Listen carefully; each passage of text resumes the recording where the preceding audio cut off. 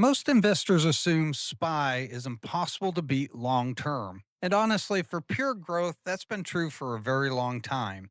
But then I came across OVL. When I started analyzing the numbers, I realized this ETF is trying to do something very different: generate meaningful income without completely sacrificing upside. And that creates a really interesting question.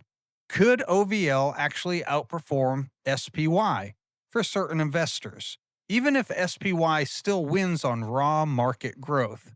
Because once you factor in reinvestment, income taken, taxes, volatility, and investor psychology, the best ETF can completely change depending on your goal. So today we're comparing OVL versus SPY, and the results may completely change how you think about income investing. So stay tuned.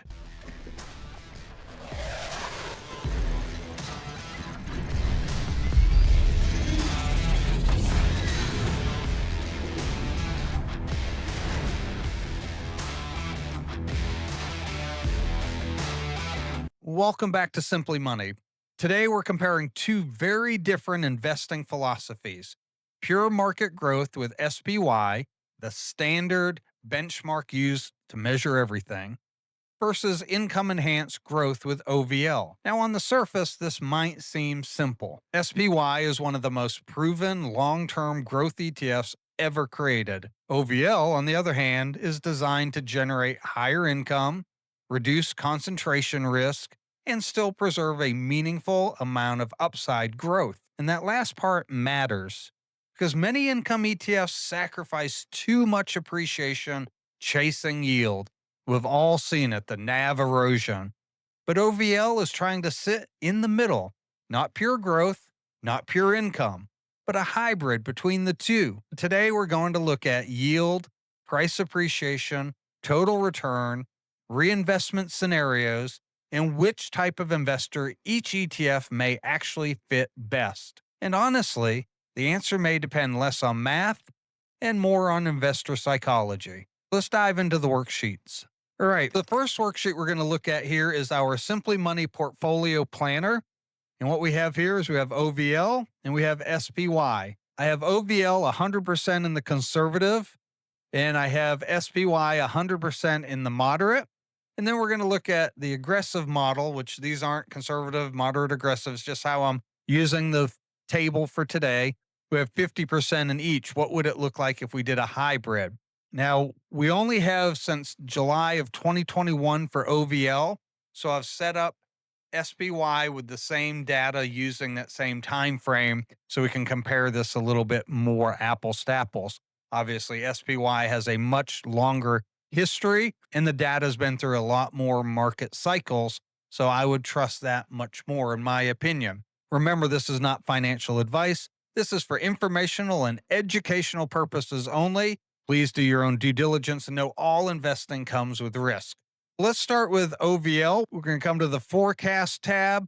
We have it set on conservative. Come down to 30 years. We're just kind of jumping right in today.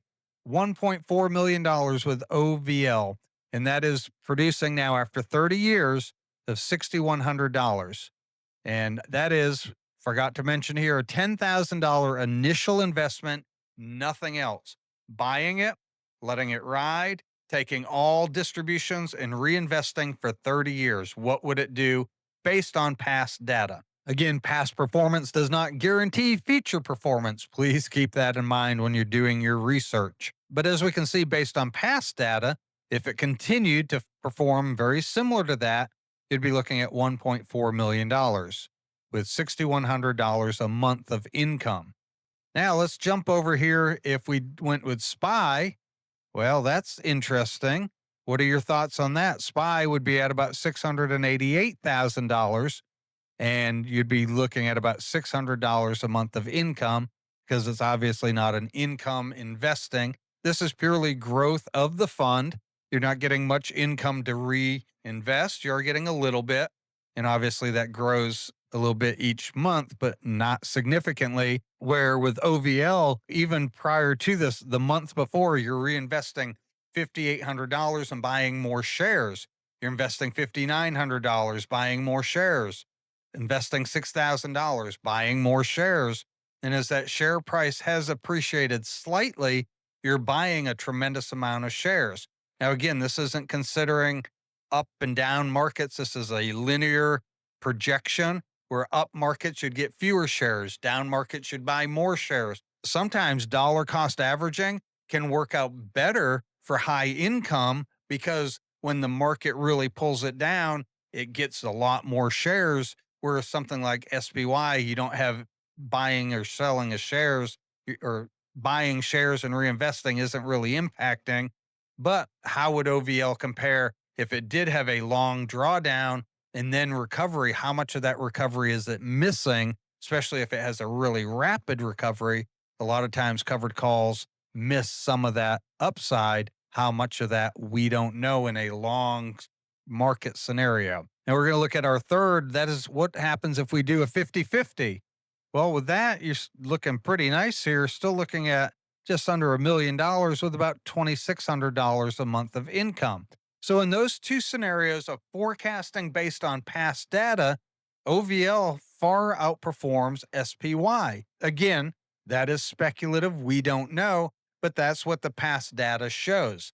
Now, before I go on to the next section, and hold on, you're going to want to see this, leave me your comments. What are your thoughts on OVL? Have you owned it? Do you want to own it?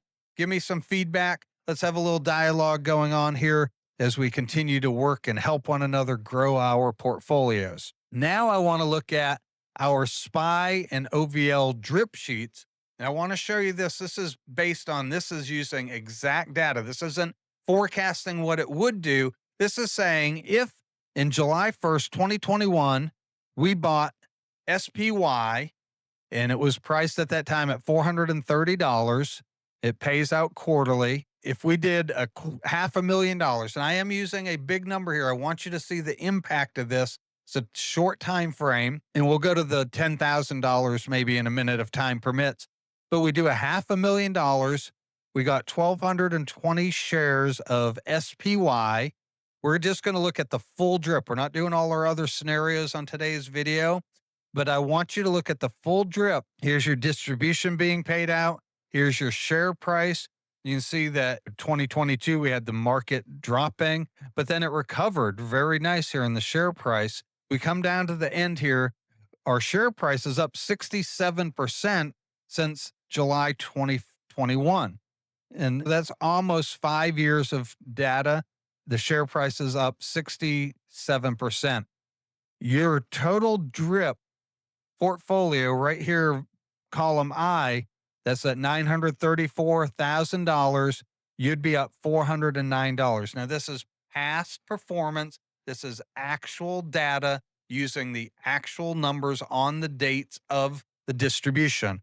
This is the share price on the day that it paid this amount. We got this would be the amount we would have been paid.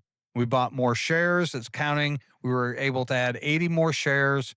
Our unrealized gains were up $409,000. Our portfolio would have grown 78% because we reinvested. We're not looking at the other distribution. If you take the income or don't take the income, we can do that here in a minute. Now, I want to look at OVL. Same thing. July 1st, 2021, you had the $500,000. You would have got 14,000 shares because the share price was $37.45.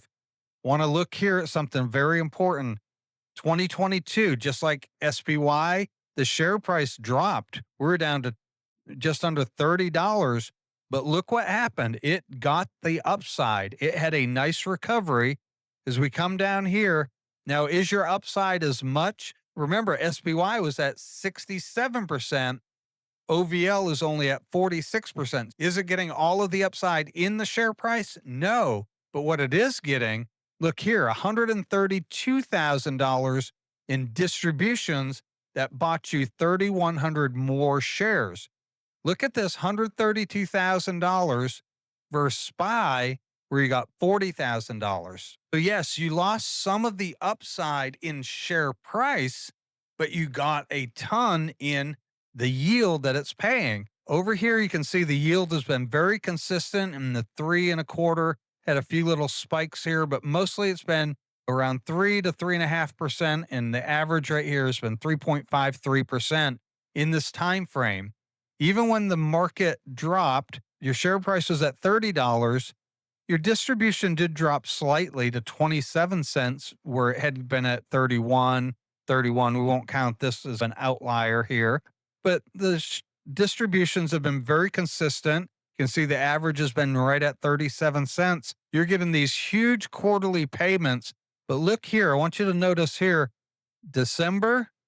Wait a minute, this isn't quarterly, January, February, March, April. They switched to monthly, and a lot of people are concerned, is that going to kill the fund by them paying out more frequently? We will see. Will that hurt them or not? And we're going to watch that carefully. But now you're getting that instead of quarterly, you're getting these payments monthly. And we're going to see if they can continue to capture this upside. And we'll really know if there's another pullback. And I'm not talking like a tariff scare 1 day or 2 day drop and rebound. I'm talking, let's say 2022, it's down for an extended period of time. Will it rebound and capture a substantial amount of the upside and continue to pay consistent distributions to balance that? But now, if we look at the full drip, your unrealized gain would be $414,000. Again, SPY, $409,000. So they're pretty equal when you look at the past data. Why is the future data so out of sync? Is because this you're only looking at 5 years versus 30 years. This slight difference isn't big in small time frames. 5 years is a small time frame, but that 1 or 2 extra percent over another 25 years, you saw in the other chart how big of a difference 1 or 2% can really make.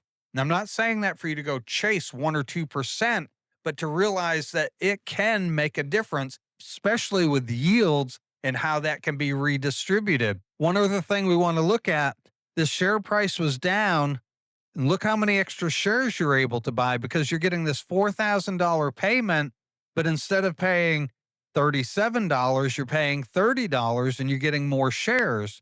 Whereas you come down now, you're getting $7,000 and you're paying $54 per share. You're still getting a lot of shares because you've increased your amounts that you're getting paid because you've increased your share holdings. The more shares you can hold, if it continues to pay a consistent or increasing dividend, you're going to increase the amount you're being paid. And that's with a full drip. We could compare a lot of different things with this. I'm not going to get into that right now. We could do a side by side. We're at a time frame where I like being on these videos. What are your thoughts? OVL, SPY, combination? I like OVL from what I'm seeing of it. I'm going to look a little bit more into it. Give me your thoughts and feedback down below. That's it for today, and we'll see you next time on Simply Money.